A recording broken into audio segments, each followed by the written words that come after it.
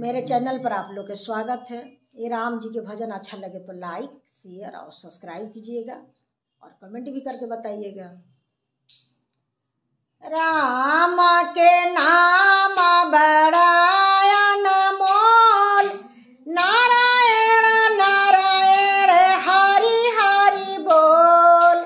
राम के नाम बड़ा अनमोल, नारायण नारायण हरि हरि बोल। किनके ही हाथ में चतुर वेद है, किनके ही हाथ में चतुर वेद है, किनके ही हाथ में बीड़ा अनमोल। नारायण नारायण हरि हरि बोल। किनके ही हाथ में बीड़ा अनमोल, नारायण नारायण हरि हरि बोल।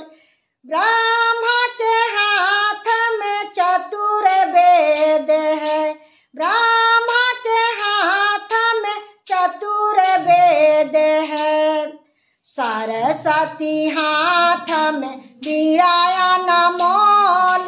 नारायण नारायण हरि हरि बोल। नारायण नारायण हरि हरि बोल। किनके ही हाथ सुदर्शन शोभे, किनके ही हाथ सुदर्शन शोभे, किनके ही हाथ कमल अनमोल। नारायण नारायण हरि हरि बोल।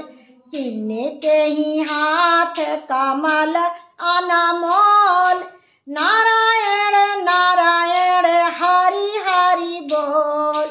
विष्णु के हाथ सुदर्शन शोभे, विष्णु के हाथ सुदर्शन शोभे, लक्ष्मी के हाथ कमल अनमोल।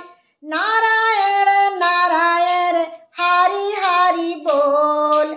राम के नाम बड़ा अनमोल, नारायण नारायण हरि हरि बोल। किनके ही हाथ डमरुआ शोभे, किनके ही हाथ डमरुआ शोभे, किनके ही गोद ललन अनमोल। नारायण नारायण हरि हरि बोल। किनके ही गोद ललन अनमोल, नारायण नारायण हरि हरि बोल। राम के नाम बड़ा अनमोल, नारायण नारायण हरि हरि बोल।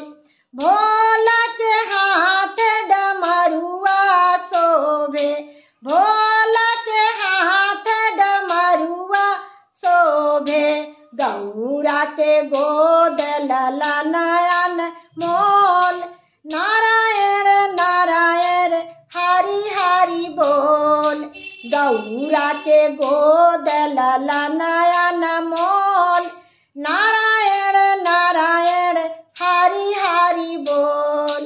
किनके ही हाथ बसुड़िया शोभे, किनके ही हाथ बसुड़िया शोभे, किनके ही हाथ में मटकिया अनमोल।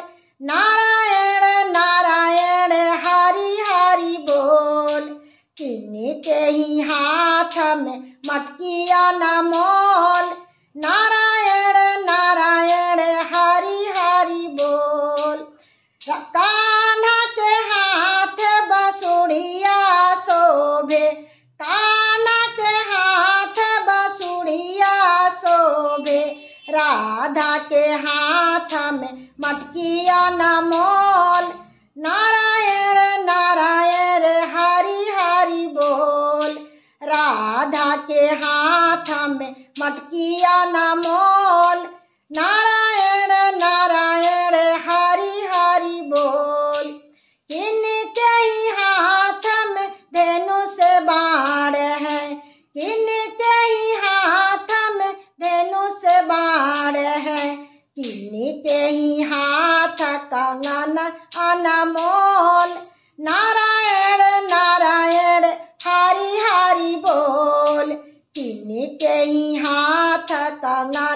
अनमोल।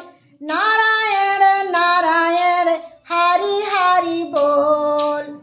राम के हाथ में धनुष बाण है, राम के हाथ में धनुष बाण है। सीता के हाथ कंगन अनमोल। नारायण नारायण हरि हरि बोल। सीता के हाथ कंगन अनमोल। नारायण नारायण हरि हरि बोल। राम के नाम बड़ायन मोल। नारायण नारायण हरि हरि बोल। नारायण नारायण हरि हरि बोल। राम के नाम